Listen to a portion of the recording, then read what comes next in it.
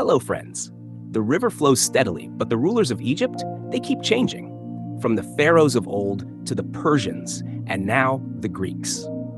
This is the story of the Ptolemies, a dynasty that ruled Egypt for nearly 3 centuries, blending Greek and Egyptian traditions in ways never seen before. It all began with one man, Ptolemy I. After the death of Alexander the Great in 323 BCE, his vast empire was torn apart by his generals, each carving out a piece for himself. Ptolemy, one of Alexander's closest companions, saw an opportunity in Egypt, the land of the Nile, and he took it. Unlike previous foreign rulers, Ptolemy didn't just conquer Egypt, he made it his home. In 305 BCE, he declared himself Pharaoh, founding the Ptolemaic dynasty, which would rule Egypt for nearly 300 years. But ruling Egypt as a Greek in a land of Egyptians was no simple task. Ptolemy needed legitimacy, so he embraced Egyptian traditions, wore the double crown, and presented himself as the rightful successor to the pharaohs. Under Ptolemy's rule, Egypt flourished. He built the city of Alexandria, which became one of the greatest cities in the ancient world.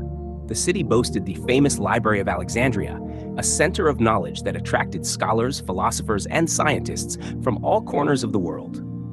And let's not forget the Lighthouse of Alexandria, one of the 7 wonders of the ancient world. But the Ptolemies weren't just rulers, they were masters of propaganda. They continued the Egyptian tradition of divine kingship while introducing Greek culture, language, and customs. They built temples to Egyptian gods, but also honored Greek deities. It was a fusion of 2 worlds, creating a unique identity for Ptolemaic Egypt. Of course, not everything was peaceful. The Ptolemaic rulers were famous for their ruthless politics, royal betrayals, and endless family feuds. Brothers fought brothers, sisters married brothers, and rivals were poisoned, exiled, or worse. The dynasty was as chaotic as it was powerful.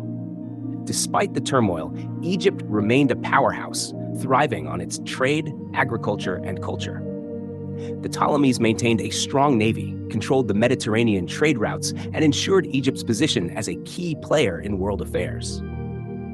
But as the years passed, things started to change.